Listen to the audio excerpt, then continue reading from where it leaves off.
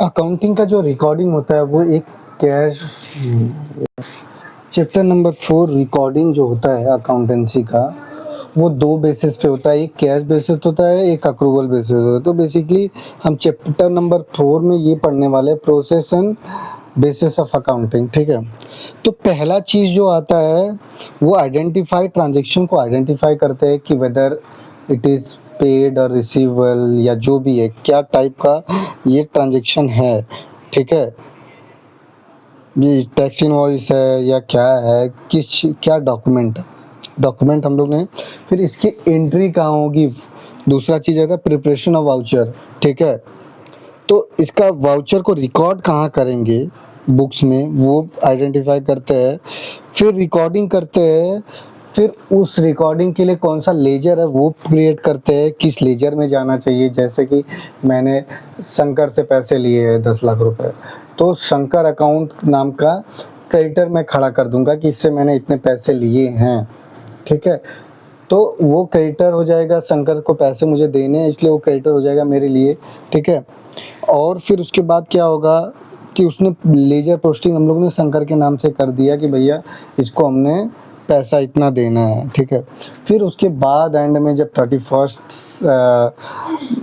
आता है 31 मार्च, तो हम लोग प्रिपरेशन करते हैं, उसके बाद क्लोज करके बैलेंस शीट बनता है।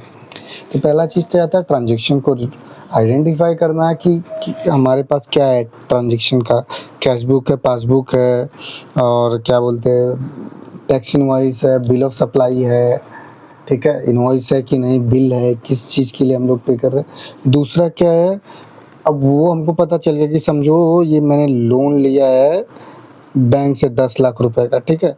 तो लोन जो मैंने लिया है 10 लाख का, तो ठीक है, ये बैंक में दिख रहा है, डॉक्यूमेंट अपने पास क्या आ गया, बैंक के डॉक्यूमेंट्स आओ। हम लोग ने अब हमको ये आइडेंटिफाई करना है कि कौन से वाउचर में जाएगा। तो ये हम लोग को रिसीव हुआ है पैसा, तो ये रिसिप्ट वाउचर में जाएगा। कहाँ जाएगा ये, रिसिप्ट वाउचर में चला जाएगा, ठीक है। फिर थर्ड चीज़ क्या है, थर्ड चीज़ क्या है कि प्रिपरेशन, ठीक है, रिकॉर्ड करना। अब रिकॉर्ड कर लेंगे हम लोग कि ये बैंक से हमको इतने पैसे मिले ये। अब इसके लिए हम लोग को लेजर भी क्रिएट करना पड़ेगा, तो लेजर भी हम लोग क्रिएट करके रिकॉर्ड कर लेंगे। और जब ये पूरा हो गया, एंड ऑफ द मंथ आया, तो बैलेंस शीट और PNL, profit and loss account बना के इस पूरे बिजनेस एंटिटी के फाइनेंशियल को बंद करेंगे, ठीक है। और हमको क्लोजिंग करने के बाद हमको ये पता चलता है कि हमारा प्रॉफिट और लॉस कितना है, या जो भी है ये चीज़ें कितने हद तक हमको इम्पैक्ट कर रही है, ठीक है।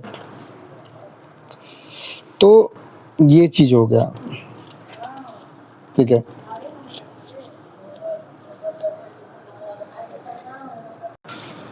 बेस ऑफ अकाउंटिंग, जो अकाउंटिंग का जो रिकॉर्डिंग का बेस है वो कैश बेसिस है और अक्रूवल बेसिस है।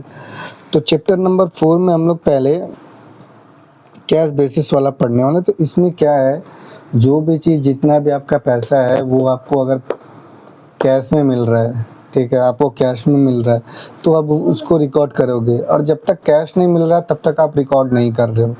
यही है कैश बेसिस। अक्रूवल बेसिस में क्या है कि whether you are receiving any money or not, you need to record it on the accrual basis. You need to record it on the assumption that you are going to receive that money from the vendor, from the particular person, from the debtor, from the bank, from the person, I don't know whom, but you are going to receive that money. That's enough. So तो basically अगर हम लोग बोलेंगे कि cash basis, जैसे आप समझो कि कैश बेसिस का एग्जांपल लो, आपके पास 1000 रुपये है, ठीक है, आपको 1500 रुपये मिलने वाला है किससे, अपने दोस्त से, और आपको ख़रीदनी है 2500 रुपये की एक स्पोर्ट्स शूज़, ठीक है। तो आप कैश बेसिस वाले बंदे हो, तो क्या होगा, जब तक कि आपको अपने दोस्त से पैसा नहीं आ जाता तब तक आप ये नहीं कह सकते हो ना कि 2500 रुपये है मेरे पास। आप तो 1000 रुपये ही कहोगे कि मेरे पास कितने रुपए है, 1000 रुपये। बस यही है कैश बेसिस यही है कि जितने, अगर आपको जब तक रिसीव नहीं है, आपके पॉकेट में नहीं है, तब तक आपको रिकॉर्ड करना ही नहीं कि हाँ मेरे पास पैसे है, तब तक आपको बोलना ही नहीं है कि मेरे पास पैसे हैं। यही है, यही कैश बेसिस है। और एक एग्जांपल लेते हैं, मान लो कि मैंने आपको ट्यूशन पढ़ाया अकाउंटिंग के लिए, क्लास 11 के लिए 4 महीने लास्ट के पढ़ाया है, और मेरे आपको 6,000 रुपये आप मेरे को देने वाले थे।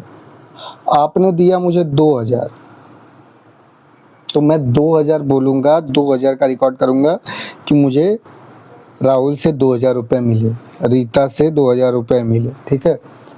अभी 4,000 मिलना बाकी है, तो 4,000 बाकी है, तो उसको नहीं रिकॉर्ड करूँगा जब तक कि वो मुझे पैसे नहीं मिल जाते, ठीक है। ये है कैश बेसिस रिकॉर्डिंग, ठीक है। कि जब तक आपको पैसे नहीं मिल रहे, कैश नहीं मिल रहे, तब तक आप रिकॉर्ड नहीं करोगे उस पर्टिकुलर चीज़ों को।